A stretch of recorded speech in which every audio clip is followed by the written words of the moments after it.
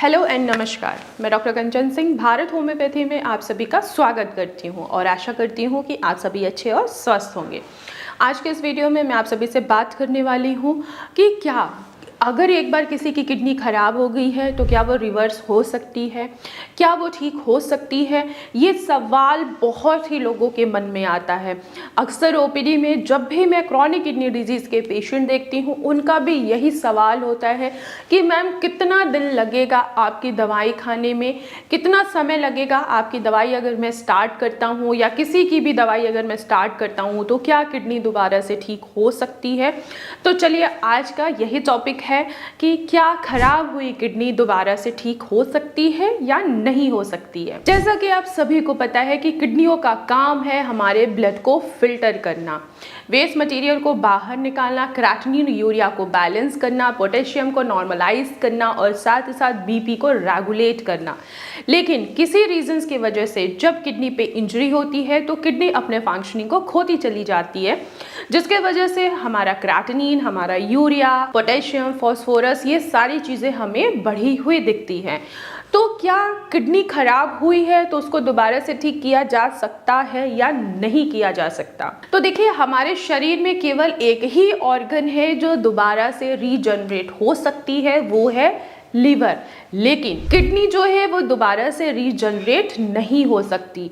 हाँ, अगर आपको समय रहते आपको पता चल गया है कि आप बीपी के पेशेंट हैं, शुगर के पेशेंट हैं, या आपको ऑटोइम्यून डिसऑर्डर है, आपको सिस्ट है यानी कि पीकेडी है, तो आप अपने किडनी के फंक्शनिंग को इम्प्रूव कर सकते हैं। जब भी हम बायोप्सी कराते हैं तो हमें कुछ चीज़ें लिखकर हमें दिखाई जाती हैं, रिपोर्ट्स में मेंशन की जाती हैं। जब भी हम किडनी बायोप्सी करवाते हैं तो एक चीज़ हमें देखने को मिलती है वो होता है ग्लोमेरुलोनेफ्राइटिस और दूसरी चीज हमें देखने को मिलती है फाइब्रोसिस या स्क्लेरोसिस।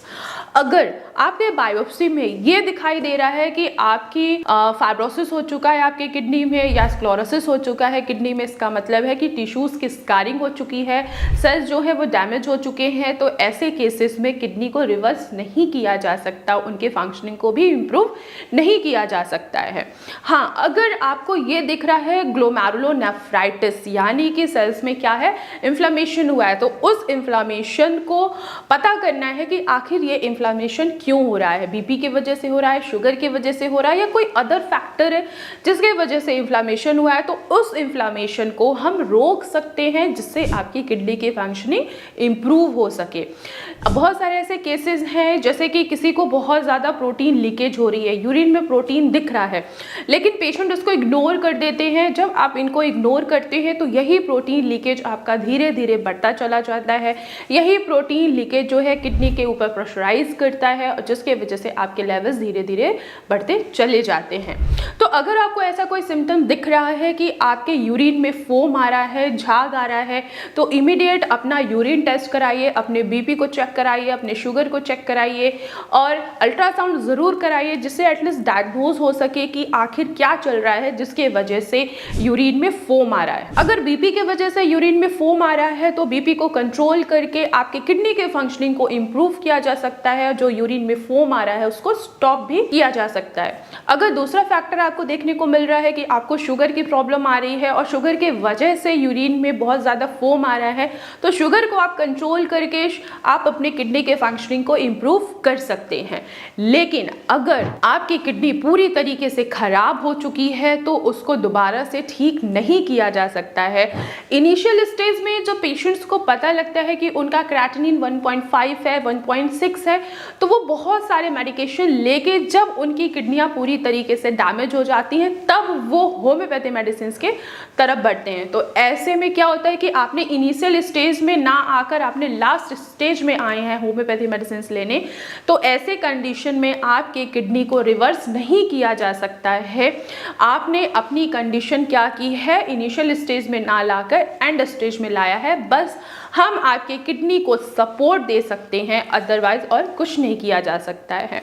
ध्यान रखिए, अगर आपको समय रहते सिम्टम्स पता लग रहा है तो अगर आप ऐसे कंडीशन में होम्योपैथी मेडिसिन स्टार्टिंग से भी लेते हैं तो आप अपनी किडनी के फंक्शनिंग को इम्प्रूव कर सकते हैं।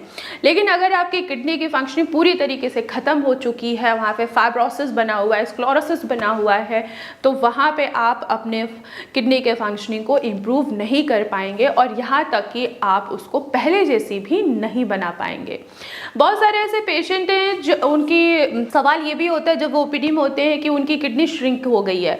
तो किडनी श्रिंक हो गई है तो वो नॉर्मल साइज में बिल्कुल भी नहीं आएगा। इसके पीछे के कई फैक्टर्स होते हैं, जैसे आप बहुत लंबे समय से आपको बीपी है, बहुत लंबे समय से आपको शुगर है या आपको ऑटोइम्यून डिसऑर्डर है, आपने इसको इग्नोर किया है और जिसके वजह से आपकी किडनी की फंक्शनिंग डिस्टर्ब हुई है। तो छोटी साइज की किडनी को भी हम नॉर्मल साइज में नहीं ला सकते हैं, कोई भी डॉक्टर नहीं ला सकता है। बस आपके किडनी को सपोर्ट दिया जा सकता है मेडिसिन के जरिए, डाइट के जरिए, जिससे आपकी किडनी थोड़ी बहुत इंप्रूव हो सके और आपके जो बढ़ता हुआ क्रेटिनिन है वो भी धीरे धीरे कम होता चला जाए। बहुत सारे लोगों के मन में होता है ये सवाल, हमारी किडनी खराब हो गई है तो क्या ये पूरी तरीके से ठीक हो सकती है?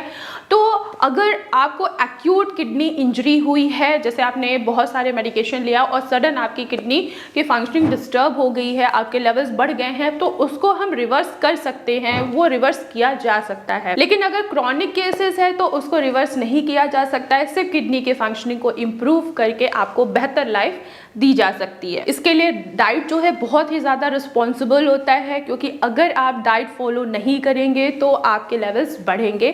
तो एक किडनी फेलियर पेशेंट के लिए डाइट बहुत ज़रूरी होता है कि आप डाइट को अच्छे से फॉलो कीजिए, अपनी किडनी के फंक्शनिंग को इम्प्रूव करके रखिए कि कभी भी आपको डायलिसिस की ज़रूरत ना पड़े।